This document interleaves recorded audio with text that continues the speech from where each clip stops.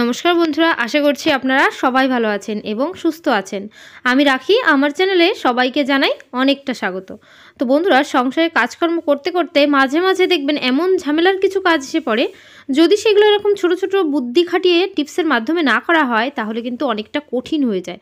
তাই আমরা দেখে নেব ছোট ছোট কিছু টিপস। তো চলে এসেছি প্রথম টিপসে। আমরা কিন্তু অনেক সবাই বেশিরভাগটা সন্ধ্যা পুজো দেওয়ার জন্য ধূপকাঠি জ্বালায়, কিন্তু আজ এই ধূপকাঠির মধ্যে আমরা কিন্তু ভিক্স লাগিয়ে নেব। তো এই ধরনের ভিক্স ডেট এক্সপায়ার হয়ে গেছে এরকম ভিক্সও নিতে পারেন।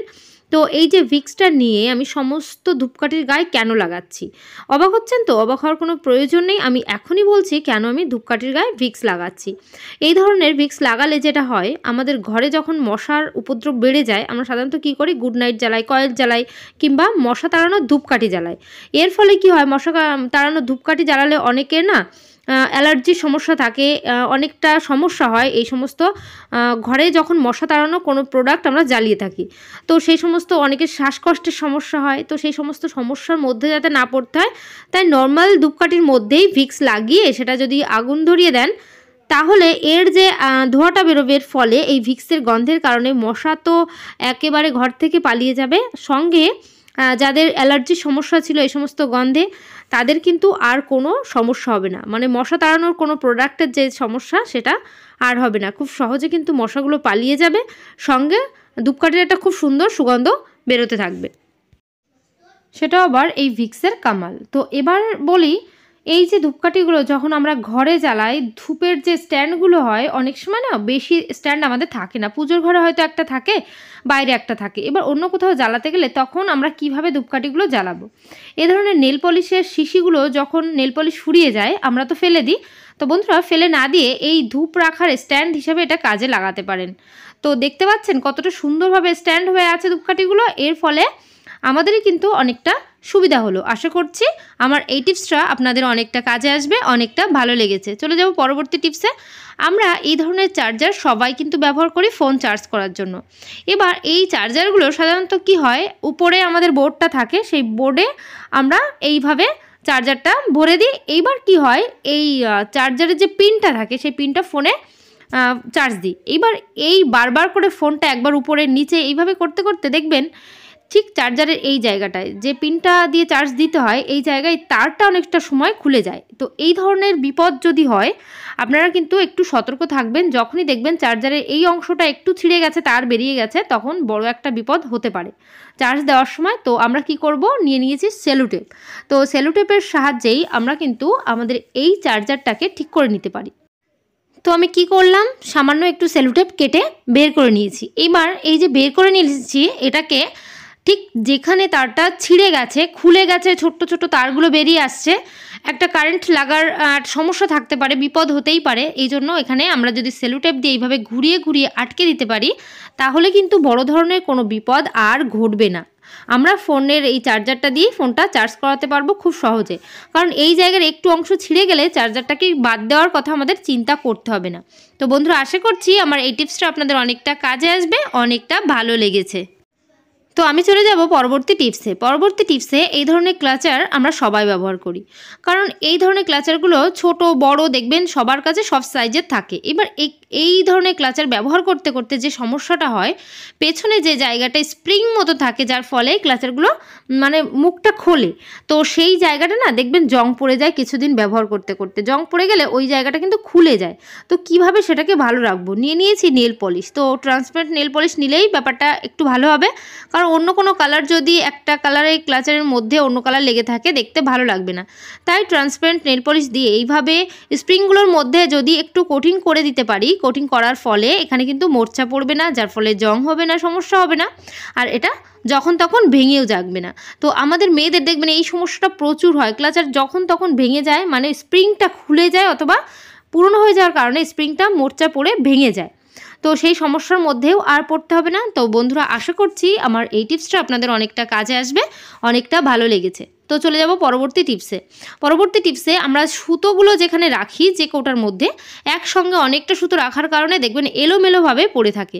তো সবার প্রথমে আমরা যেটা করব, এই সুতোগুলোর এই যে সুতোর মুখটা না উল্টে পাল্টে থাকে, সেগুলোকে সুন্দর করে আমি একদম গুছিয়ে নিচ্ছি।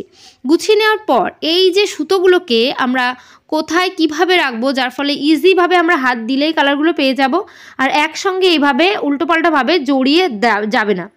তো এর জন্য আমরা কি করলাম, প্রথমে সুতোগুলোকে সুন্দর করে গুছিয়ে নিয়েছি, মানে যেখান থেকে সুতো বেরিয়ে যাচ্ছিলো সেসব জায়গায় কেটে বাদ দিয়ে সুন্দর করে সেট করে নিয়েছি। সেট করার পর কি করব, একটা যে কোনো একটা পাত্র নিয়ে নেবেন, একটা চৌকো দেখে একটা পাত্র যদি নিতে পারেন, এই ধরনের টিফিন কৌটার একটা নিচের অংশ। এই প্লাস্টিকের কৌটা হওয়ার কারণে বেশি দিন ইউজ করাতে নেই বাচ্চাদের, তার জন্য। আর নিয়ে নিয়েছি রাবার ব্যান্ড। সেই রাবার ব্যান্ডের সাহায্যে ছোট্ট টিফিন কৌটাটার এই নিচের অংশে আমি এইভাবে করে, মানে যেভাবে আমি কাজটা করছি আপনারা দেখবেন, আশা করছি বুঝতে পারবেন। রাবার ব্যান্ডগুলো এইভাবে আটকে দিতে হবে। এইভাবে আটকে দেওয়ার ফলে যেটা হবে, এর মধ্যে খুব সুন্দরভাবে একটা ছোট ছোট ছোট জায়গা তৈরি হবে, যার ফলে আমরা কিন্তু এই সুতোগুলোকে খুব সুন্দরভাবে গুছিয়ে এখানে রাখতে পারবো, যার ফলে আমরা হাত দিলেই যে কালারটা প্রয়োজন হবে সেইটা হাত দিলেই পেয়ে যাব, এবং দেখতে অনেকটা সুন্দর লাগবে। সঙ্গে একটার সঙ্গে একটা জড়িয়ে যাওয়ার যে সমস্যা, সেই সমস্যার মধ্যে আর পড়তে হবে না। তো বন্ধুরা, আশা করছি এই টিপসটাও অনেকটা ভালো লেগেছে। চলে এলাম আরও একটা টিপস নিয়ে। তো এই যে সুতোর মধ্যে আমরা অনেক সময় কি হয়, এইভাবে ঘুরিয়ে রেখে দিই সুতোর মুখটা। এবার এই মুখটা এমনভাবে হারিয়ে যায়, আমরা কোনোভাবে এটাকে খুঁজে পাই না, অনেকটা প্রবলেম হয়। তো এই প্রবলেমের মধ্যেও পড়তে হবে না, তার জন্য দারুণ একটা টিপস আছে। তো সুতোর মুখগুলোকে যখনই গুছিয়ে দেব, নিয়ে নেব টিপের পাতা। তো এই যে টিপগুলোকে আমরা ঠিক সুতোর যেখানে মুখটা আছে, এই মুখে এই জায়গায় টিপটা দিয়ে আটকে দেবো। প্রত্যেকটা এখানে সুতোর গুটির মধ্যে একই কাজ করব, টিপ দিয়ে দিয়ে এইভাবে আটকে দেব। তাহলে আমাদের প্রয়োজন মতো সুতোগুলোকে যখন তখন আমরা খুলে সুন্দর করে বের করে নিতে পারবো, টিপটা লাগানোর কারণেই। তো বন্ধুরা, আশা করছি আমার এই ছোট্ট টিপস হলেও আপনাদের অনেকটা কাজে আসবে, অনেকটা ভালো লেগেছে। চলে এলাম পরবর্তী টিপসে। আমাদের কি হয়, আমরা যে জামা কাপড়গুলো পরি প্রতিদিন, যেহেতু পরতে হয়, সেই জামা কাপড়গুলো প্রতিদিনই আমাদের কাচতে হয়। এবার এই জামা কাপড় অনেকটা সময় প্রতিদিনই প্রায় কাছাকাছি করার জন্য এর সুতোগুলো অনেকটা দুর্বল হয়ে যায়, যার ফলে সুতো দেখবেন ছিঁড়ে যায়, কোনো জায়গা জামা কাপড়ে একটা অংশে ছিঁড়ে গেল, কোথাও এর স্কিনটা উঠে যাচ্ছে, অনেক কারণ সমস্যা হয়ে যায় জামা কাপড় থেকে। তো জামা কাপড় যখনই এরকম সুতো টান পড়ছে, ছিঁড়ে যাচ্ছে, তার কারণ বুঝতে হবে এই কাপড়ের সুতোগুলো মানে অনেকটা নর্মাল হয়ে গেছে, মানে অনেকটা উইক হয়ে গেছে। তো উইক হওয়ার কারণেই কিন্তু জামা কাপড়টা ছিঁড়ে যাচ্ছে, অথবা অনেক সময় কালার চটে যাচ্ছে। রেগুলার যেহেতু আমরা ধুচ্ছি, ধোয়ার ফলে কালারটাও চটে যায়, সুতো নড়বড়ে হয়ে যায়। তো এইভাবে যখনই ক্ষমতা কমে যাবে জামা কাপড়ের, আপনারা দেখতেই পারছেন আপনাদের জামা কাপড়ে এই সমস্যাটা হচ্ছে, আপনারা কি করবেন, আপনারা একটা প্লাস্টিক ব্যাগের মধ্যে সেই জামা কাপড়গুলোকে ঢুকিয়ে নেবেন। এভাবে প্লাস্টিক ব্যাগের মধ্যে কেন আমি জামা কাপড় ঢোকাচ্ছি, চলেন আমি এক্ষুনি দেখিয়ে দিচ্ছি। এই প্যাকেটটাকে আমরা নিয়ে কি করব, ফ্রিজের মধ্যে রাখবো। তো বন্ধুরা, ডিপ ফ্রিজের মধ্যে আমরা এই জামা কাপড়গুলোকে রাখবো কেন, কারণ জামা কাপড়ের সুতোগুলো যখনই উইক হয়ে যায়, আমরা যদি ফ্রিজের মধ্যে রাখি, তাহলে সেই জামা কাপড়ের সুতোগুলো অনেকটা স্ট্রং হয়ে যায়, যার ফলে সময়ের আগে যে পুরানো হয়ে যাচ্ছে জামা কাপড়গুলো, যতটা সময় থাকার প্রয়োজন ছিল থাকছে না, সেই সমস্যাটা আর হবে না। জামা কাপড় খুবই স্ট্রং হয়ে যাবে, ওর জীবন ফিরে আসবে, এবং যখন তখন যে তাড়াতাড়ি করে কালারটা নষ্ট হয়ে যাচ্ছে, কালার ফেড হয়ে যাচ্ছে, সেটাও আর হবে না। জামা কাপড়ের আয়ু কিন্তু অনেকটাই বেড়ে যাবে। তো বন্ধুরা, আশা করছি আমার এই টিপসটাও আপনাদের অনেকটা কাজে আসবে, অনেকটা ভালো লেগেছে। তো আজকের ভিডিও এখানে শেষ করলাম। সবাই ভালো থাকবেন, সুস্থ থাকবেন।